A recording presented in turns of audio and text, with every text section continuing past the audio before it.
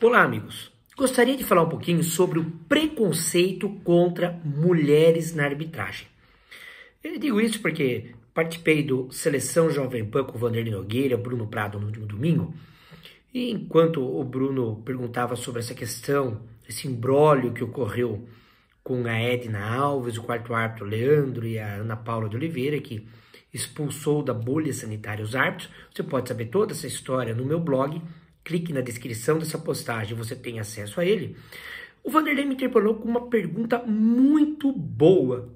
Grande jornalista, faz grandes perguntas. Ele perguntou se existe ciúme entre árbitro e árbitra. Existe. Sim, existe. Então precisamos tentar entender um pouquinho do preconceito para o ciúme na história da arbitragem feminina. Um breve relato para poder falar do caso da Edna hoje e do ciúme. A Léa Campos foi a pioneira na arbitragem feminina. Ela era muito competente, hoje vive nos Estados Unidos, e ela foi proibida no tempo da ditadura de apitar futebol porque era mulher. Acredite. Depois dos anos 90, virada para os anos 2000, o Eduardo José Fará, na Federação Paulista, ele promoveu a inclusão de mulheres e negros no apito. É um tema delicado, pois o Fará teve muitos pecados. Não estou defendendo o Fará, mas eu preciso ser justo. Ele foi equitativo nessa questão. Ele não promoveu igualdade. Ou seja, ele deu oportunidade. Ele foi equitativo, é diferente. Então, São Paulo não tinha mulheres no apito. Surgiram Silvia Regina, Ana Paula Oliveira, mais tarde Maria Elisa Correia, mas quem abriu as portas foi o Fará. E os árbitros negros, João Paulo Araújo, Paulo César de Oliveira. Não quer dizer que eles só apitavam porque eram mulheres ou negros, mas sim que tinham oportunidades que ninguém dava. Veja antes dos anos 90. Quantas árbitras nós tínhamos e quantos árbitros negros. É uma realidade. Não precisa ir longe. Da Série A e B do Campeonato Brasileiro, ou da primeira divisão do seu estado, quantos técnicos negros temos na elite? Existe preconceito, sim. Mas voltando às árbitras. A Silvia Regina, se não tivesse competência, ela não durava. Mas ela era uma árbitra mediana. Isso não é demérito, nada disso. Ela fazia o arroz e feijão. Errava e acertava como qualquer árbitro mediano. As bandeirinhas, Ana Paula Oliveira, Maria Elisa Correia, Aline Lambert, eram acima da média. Não tenha dúvida disso. Eu trabalhei com elas, tanto como quarto árbitro, quanto elas como minhas assistentes. Eram muito boas no ofício mesmo. Mas aí,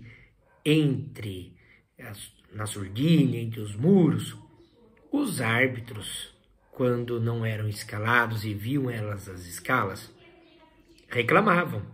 Ah, tá vendo? Estão sendo escaladas porque são mulheres, para fazer média com a imprensa e tudo mais. Mas tinha algo que pegava. O teste físico. Um homem precisava correr 2.700 metros para apitar um jogo da Série A1. Uma mulher, 2.400. Se o homem corresse 2.690, eu estava fora do jogo. A mulher que corresse 2.401 estava dentro do mesmo jogo. Mas o desempenho físico precisa ser igual na partida. Por isso que eu achei uma tremenda injustiça na época. O Tite, quando era técnico do Corinthians, ele criticou uma atuação da Silvia Regina em um Corinthians e São Paulo. Ele disse mais ou menos assim: olha, Silvia foi mal no final da partida porque ela cansou e ficou de longe das jogadas. Ela não estava perto dos lances porque era ela mulher. A frase soou como machismo. Mas o Tite, elegante, inteligente do jeito que é, ele estava falando apenas da diferença fisiológica, natural, biológica, não de preconceito. Depois disso, resolveu-se igualar os tempos de árbitros e de árbitras nos testes físicos. E aí nós temos um novo momento, o surgimento de outros nomes do futebol feminino. A Regildênia de Holanda como árbitra, como a Silvia Regina, uma árbitra mediana, nada acima da média, mas nenhuma tragédia. Eu tenho medo quando falo na média, porque as pessoas lembram da palavra medíocre, que quer dizer mediano e que pode ser pejorativo. Não é pejorativo, quer dizer normal, na média. E o bandeiras, como a Tatiane Stacilotti, a Renata Ruel, essas duas, como as outras bandeiras citadas no primeiro momento, também muito competentes e sim acima da média.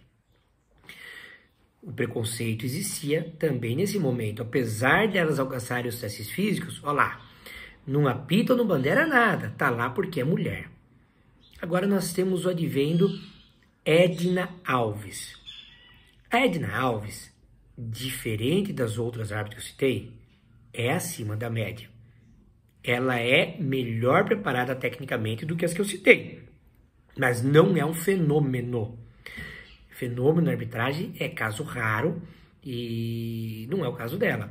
Ela é, sim, uma excelente árbitra. E que os erros estão aparecendo mais porque ela está sendo mais escalada. É óbvio, quanto mais você está na TV, seus erros aparecerão mais. E quando se tem má vontade, as críticas aumentam. Tudo que eu falei da Edna Alves, preciso ser justo, diga-se a ótima Neuza Bach, a assistente dessa mesma geração da Edna Alves. Mas pensem bem, os homens estão com ciúmes da Edna. E por quê? Ela foi para o Mundial de Clubes lá no Oriente Médio, que é machista. Ela vai para as Olimpíadas de Tóquio, se as Olimpíadas forem realizadas. E é uma ameaça real a vaga disputada para ser árbitro brasileiro na Copa do Mundo do Rafael Claus e Hilton Sampaio. Não quer dizer que esses dois árbitros estão torcendo contra ou são ciumentos, nada disso. Mas ela pode ir sim. O ciúme vem nas declarações, também na surdina, de casos assim. Olha, estamos na época da diversidade, por isso que ela é escalada. Estamos na época do politicamente correto, tem que colocar umas moças para dizer que é inclusão. O preconceito anterior virou ciúmes e também preconceito, continua lógico, mas de preconceito gerou também ciúmes ao longo do tempo. Por quê? Porque elas são competentes agora. Agora não é mais desculpa de teste físico, de qualidade técnica. Enfim, eu defendo a meritocracia, a equitatividade nas oportunidades, mas a igualdade nos direitos e deveres. Desejo muito sucesso para esses árbitros e árbitras que estão atuando e que não tem esse ciúme bobo, pois ciúme existe sim. Até mais.